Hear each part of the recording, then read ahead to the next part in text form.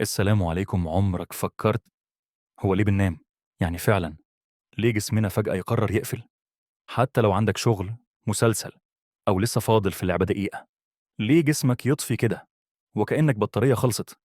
الناس كتير شايفة إن النوم ضيع وقت، بس الحقيقة النوم أهم حاجة جسمك بيعملها. وإنت مش واخد بالك لما بتنام جسمك ما بيرتاحش، العكس.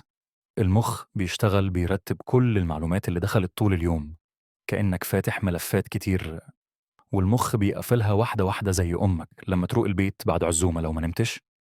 المخ بيبقى زيه، زي مكتب كله ورق مرمي، ولا بتفكر ولا بتفتكر ولا حتى بتضحك زي الناس. وفي حاجة أغرب جوه دماغك، في نظام اسمه الجليمفاوي، ده بيشتغل وانت نايم، بيشيل السموم وينظفك من جوه، وكأنك بتدخل مغسل دماغ. وجسمك شغال صيانة، بيفرز هرمونات، يعالج العضلات، يصلح أي حاجة حصل فيها ضغط طول اليوم. يعني وانت نايم جسمك بيرجعك جديد. بس تخيل لو ما نمتش فترة طويلة، ممكن دماغك يفصل فجأة وتدخل في حالة اسمها مايكرو سليب، يعني تنام ثواني وانت فاكر نفسك صاحي.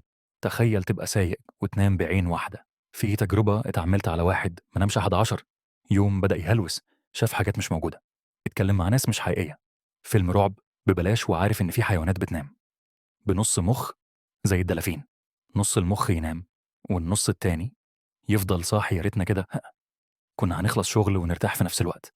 الخلاصة، النوم مش كسل، النوم هو الصيانة الدورية بتاعتك، هو اللي بيرجعك شخص طبيعي. يعني لو عايز تعيش جامد لازم تنام جامد. نهاية الفيديو CTA. لو وصلت للنقطة دي أكيد دماغك لسه صاحي، بس غالبا هتنام النهاردة وانت حاسس انك بتشحن نفسك زي ايرون مان.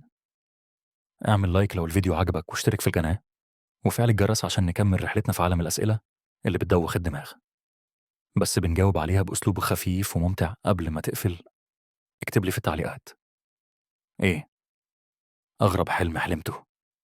أنا مستني أضحك. نشوفكم في الفيديو الجاي. سلام.